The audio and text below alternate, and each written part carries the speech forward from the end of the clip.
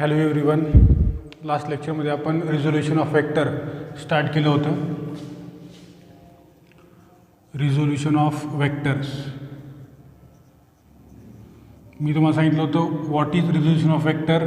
It is a process of finding the components of given vector is called resolution of vector. दिलेला जो vector आहे तो vector आपल्याला number of कंपोनंटमध्ये split करता येतो. जसं मी तुम्हाला सांगितलं होतं, एक विहिरीचं एक्झाम्पल घेतलं होतं आपण. त्याच्यामध्ये समजा एखादा ऑब्जेक्ट आहे किंवा फॉर एक्झाम्पल मोटर आहे, बरोबर आहे. त्या मोटरला बाहेर काढण्यासाठी आपल्याला ऑप्शन काय आहे, तर या साईडला एक रोप वायर आपण अटॅच केलेली आहे. म्हणजे मी या डायरेक्शनला एक फोर्स अप्लाय करणार आहे, त्याला वर खेचणार आहे, बरोबर आहे. आणि सिमिलरली या डायरेक्शनला पण आपण एक फोर्स अप्लाय करणार आहोत F2. त्याला नाव दिलं आपण. या डायरेक्शनला वेक्टर F1 आहे, या डायरेक्शनला वेक्टर F2 आहे, बरोबर आहे. हे दोन्ही पण फोर्सेस इक्वल मॅग्निट्यूड आहेत. आता ज्यावेळेस हे दोन्ही पण फोर्सेस सायमल्टेनियसली आपण या ऑब्जेक्टवरती अप्लाय करू, त्यावेळेस काय होईल की ही जी मोटर आहे, इथला ऑब्जेक्ट किंवा ही मोटर या डायरेक्शनला मूव्ह होईल. कोणत्या व्हर्टिकली अपवर्ड डायरेक्शनला ती काय होईल, मूव्ह होईल, म्हणजे या डायरेक्शनला. म्हणजे आपण काय म्हणू शकतो, resultant of these two vectors is vector F is या दोन वेक्टरचा जो येणारा रिझल्टंट आहे तो कोणता आला, वेक्टर F आला, जो व्हर्टिकली अपवर्ड डायरेक्शनला आला. ठीक आहे. आता याच्यानंतर म्हणजे आपण काय म्हणू शकतो, वेक्टर Fला मी स्प्लिट केलं दोन कंपोनंटमध्ये. एक होता वेक्टर F1 आणि दुसरा होता वेक्टर F2.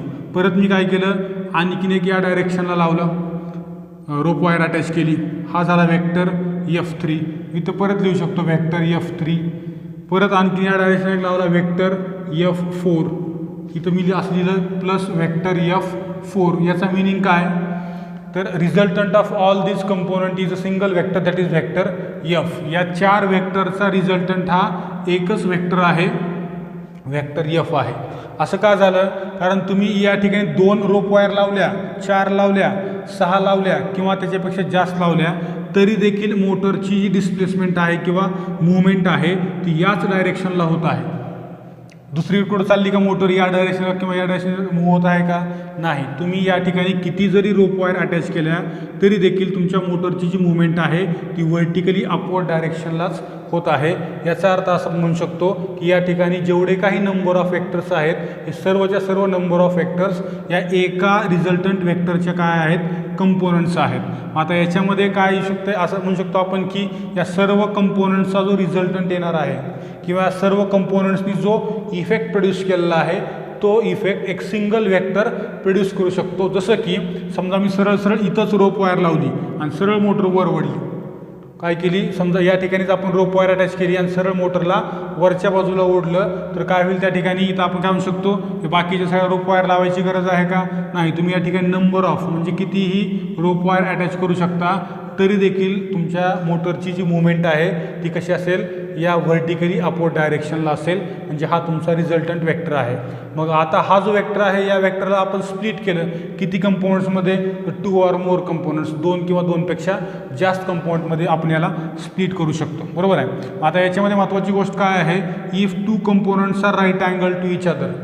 या सर्व कंपोनंट्सपैकी जर समजा 2 कंपोनंट हे एकमेकाला राईट अँगल्ड आहेत, then such components are called as rectangular components of this original vector. हा जो ओरिजिनल वेक्टर आहे याचे हे दोन काय झाले, रेक्टँग्युलर कंपोनंट्स. मग आपल्याला काय करायचं या ठिकाणी, तर ही जी प्रोसेस आहे रिझोल्युशन ऑफ वेक्टर म्हणजे काय, finding the process of such rectangular components is called resolution of vector. मग याच्यामध्ये आपण काय केलं होतं, एक वेक्टर कन्सिडर केला in 2 dimensional Cartesian coordinate system.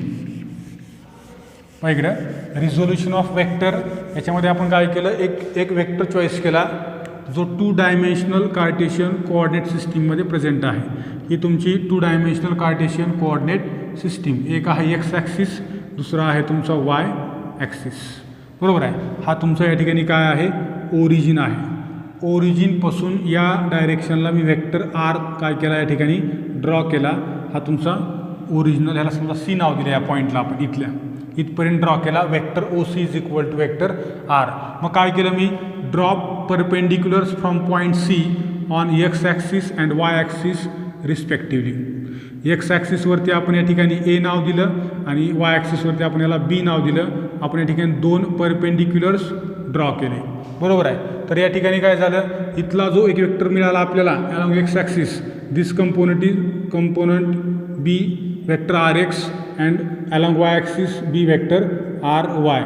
Then we can write according to resolution of vector R is equal to vector R X or according to law of parallelogram vector addition we can write, हा एक parallelogram आहे, vector R is equal to vector R X plus vector R Y असं आपण लिहू शकतो, बरोबर आहे.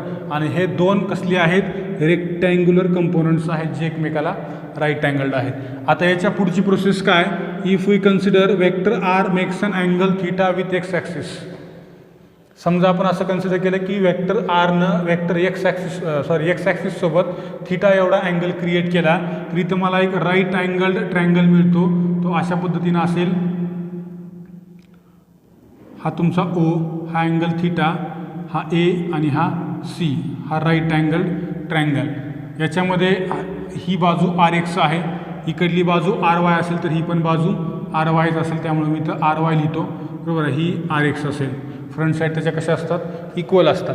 मग आता बघा इथं मी असं म्हणतो, हा जो वेक्टर आहे याला आपण असं पण लिहू शकतो, R is equal to R X into I cap, because this vector किंवा this component vector R X is along X axis, therefore we use I cap. I cap is unit vector, बरोबर आहे, dedicated for X axis. हा R Y into J cap असं पण लिहू शकतो. मग आता आर एक्स मला फाइंड आउट करायचं आहे, तर आर एक्स डिफाईन करणारा जो अँगल आहे तो कोण असतो किंवा फंक्शन कुठला आहे, cosine. Cos theta is equal to R X divided by hypotenuse असेल, म्हणजे ही आर असेल, बरोबर आहे. मग काय येईल, R X is equal to R cos theta, आणि दुसरं काय येईल, sine theta is equal to काय येईल, front side divided by hypotenuse, that is R Y by R. Therefore R Y is equal to R sine theta. याच्यामध्ये आपण याला equation 1 consider केलं होतं, याला इक्वेशन 2 कन्सिडर केलं होतं. या दोन्ही साईडचा जर आपण स्क्वेअर केला, या दोन्ही इक्वेशनचा स्क्वेअर केला आणि एकमेकात त्यांना ॲड केलं, तर काय येईल, R square sine square theta plus R square cos square theta is equal to R X square plus R Y square. याच्यामध्ये आर स्क्वेअर आपण कॉमन काढलं, sine square theta plus cos square theta is equal to 1. Therefore sine square R square is equal to R X square plus R Y square. Therefore R is equal to और magnitude of this vector R is equal to R X square plus R Y square. ठीक आहे, हे त्याची magnitude. आता हे जे direction आहे, direction हा अँगल कसा फाइंड आउट करायचा, तर त्यासाठी काय करणार आता आपण या ठिकाणी. डायरेक्शन म्हणजे काय, मी तुम्हाला पॅरलोग्राममध्ये पण सांगितलं होतं, याचं डायरेक्शन इकडंच येणार का इकडे येणार का कुठल्या बाजूला येणार हे कोण ठरवते, हा अँगल ठरवतो. त्याच्यामुळे इथे काय म्हणतो मी, dividing equation 2/1 we get right साईडला राईट साईडने डिवाइड करा, लेफ्ट साईडने करा, R sine theta divided by R cos theta is equal to, हे काय या ठिकाणी R Y upon R X, हे R and R get cancel, sine by cos is equal to tan. Therefore tan theta is equal to R Y divided by R X, और we can write theta is equal to tan या डायरेक्शनला घेऊन या, tan right साईडला घेऊन या, tan inverse of tan इथं मल्टिप्लिकेशनमध्ये आहे, इथं काय होईल, डिनॉमिनेटरला जाईल किंवा अपॉनला जाईल, वर घेतल्यानंतर काय होईल, न्यूमरेटरला टॅन रेज टू -1, बरोबर आहे, into R Y divided by R X. हे तुम्हाला काय मिळालं, direction of that vector R, आणि ही काय आहे, magnitude of that vector R. अशा पद्धतीने आपण resolution of vector find out केलं. तर याच्यामध्ये समजा आणखीन एक केस आहे, if we consider vector R is considered in 3 dimensional Cartesian coordinate system. जर समजा वेक्टर आरचे 3 कंपोनंट्स आहेत, along X axis, Y axis and Z axis. हा समजा आपण झेड ॲक्सिस कन्सिडर केला, या डायरेक्शनला पण त्याचा एक कंपोनंट आहे vector R Z. Then we can write R is equal to vector R is equal to vector R X plus vector R Y plus vector R Z. again in the form of unit vector, vector r is equal to rx into I cap plus ry into j cap plus rz into k cap, and in magnitude form r is equal to square root of rx square plus ry square plus rz square. हा magnitude फॉर्ममध्ये, हे vector फॉर्ममध्ये, हे 2 dimensional Cartesian coordinate सिस्टीममध्ये आणि हे 3 dimensional Cartesian coordinate सिस्टीममध्ये अशा पद्धतीने येईल. आता याच्यावरती बेस्ड असणार एक न्यूमरिकल आज आपण घेऊ. न्यूमरिकल काय आहे?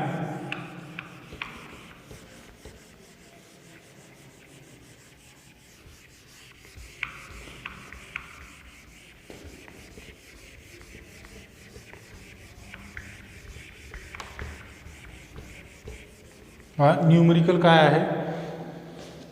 एक्झाम्पल 2.4. एक्झाम्पल 2.4 काय सांगतो बघा. Find a unit vector in the direction of vector 3i cap plus 4j cap. 3i cap plus 4j cap. काय म्हणले? Find a unit vector. एक युनिट वेक्टर फाइंड आउट करा जो 3i cap plus 4j captcha डायरेक्शनला आहे. म्हणजे जसं आपण 2 dimensional Cartesian coordinate सिस्टीममध्ये एक्स ॲक्सिसच्या अलॉंग आय कॅप हा युनिट वेक्टर असतो,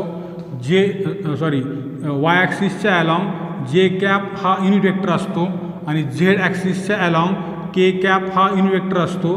तसं 3i प्लस 4j हा एक ओरिजिनल वेक्टर आहे एक्स ॲक्सिस सारखा. त्याच्या डायरेक्शनमध्ये एक युनिट वेक्टर आहे, तो तुम्हाला फाइंड आउट करायचा आहे.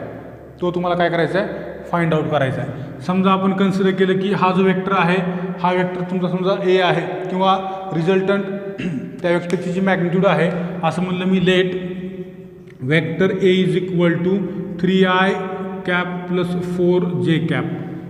असं कन्सिडर केलं की हा वेक्टर ए आहे. जसं इथं एक्स आहे तसं या ठिकाणी ए आहे, बरोबर आहे. याची मॅग्निट्यूड काय येईल? Magnitude of this vector A किंवा mod of vector A is equal to A काय येईल? Square root of 3 square plus 4 square. A is equal to square root of 25 plus 9 plus 16 25. 9 plus 16 25. A is equal to square root of 25 that is 5. हा तुमचा काय आला? हा वेक्टरची magnitude आली, बरोबर आहे. ही तुम्हाला वेक्टरची मॅग्निट्यूड भेटली. आता आपण काय केलं? Consider A cap be the unit vector which is in the direction of vector ए. आपल्याला काय करायचं आहे? हा एक त्यांनी वेक्टर दिलेला आहे आपल्याला. हा याच्या डायरेक्शनमध्ये कुठला युनिट वेक्टर आहे तो फाइंड आउट करा म्हणलं आहे. मग मी कन्सिडर केलं की हा वेक्टर म्हणजे वेक्टर ए आहे, बरोबर आहे. त्याच्या डायरेक्शनमध्ये समजा आपण कन्सिडर केलं की small A cap be the unit vector in the direction of vector A असं आपण सांगितलं. मग कसं डिफाईन करायचं? Let we know that unit vector is defined as vector A is equal to A divided by A. Vector A, बरोबर आहे. अशा पद्धतीनं आपण काय करतो? वेक्टरला डिफाईन करतो. सॉरी, हे जर कळत नसलं असल्या, A vector A is equal to A cap that is direction and magnitude A. बघा, हे जर तुम्हाला कळत नसेल, कसं लिहायचं फॉर्म्युला चुकत असेल, जसं आता या ठिकाणी झालं होतं. काय केलं आपण या ठिकाणी? वेक्टर ए म्हणजे काय आहे? हा एक वेक्टर आहे. कशाचा आहे? तो भाग वेगळा, वेलॉसिटी असेल, ॲक्सेलरेशन असेल किंवा आणखीन कशाचा पण असेल. हा एक वेक्टर आहे, याला मॅग्निट्यूड पण आहे, याला डायरेक्शन पण आहे वेक्टर एला. मग याचं मॅग्निट्यूड कोण सांगते? वेक्टर एची मॅग्निट्यूड हा ए सांगतो आणि ते डायरेक्शन कोण सांगते? ए कॅप सांगतो. ए कॅप डायरेक्शन सांगतो आणि हे मॅग्निट्यूड सांगतो. अशा फॉर्ममध्ये जर तुम्ही लिहिलं तर तुमच्याकडून चूक होणार नाही. मग therefore we have to find vector A cap is equal to vector A divided by, याला इकडे घेऊन आलो आपण, ए. मग ए वेक्टर ए आपल्याला माहीत आहे. वेक्टर ए किती आहे? वेक्टर ए आहे 3i plus 4j cap divided by हा आला तुमचा 5. म्हणजे A cap is equal to 3/5 I cap plus 4/5 J cap. हा तुमचा काय मिळाला तुम्हाला? Unit vector which is in the direction of original vector A. ठीक आहे, या ठिकाणी थांबू आपण. सेम असेच पॉईंट्स आणखीन एक न्यूमरिकल आहे सेम, तुम्ही सॉल्व करा. याच्यानंतर चॅप्टरमधला सर्वात इम्पॉर्टंट पॉईंट आहे मल्टिप्लिकेशन ऑफ वेक्टर. त्याच्यामध्ये स्केलार प्रोडक्ट त्यालाच म्हणतो आपण डॉट प्रोडक्ट, आणि दुसरं आहे वेक्टर प्रोडक्ट. ज्याला म्हणतो आपण क्रॉस प्रोडक्ट आणि त्याचे कॅरेक्टरिस्टिक्स असा महत्त्वाचा पार्ट चॅप्टरमध्ये आहे. त्याच्यानंतर मग तुम्हाला ॲक्च्युअल कॅल्क्युलस त्याच्यामध्ये डिफरन्शिएशन असेल, इंटिग्रेशन असेल, हा सर्व पार्ट येणार आहे. नंतर मग हा चॅप्टर संपवतो. ठीक आहे, या ठिकाणी थांबू आपण. थँक्यू.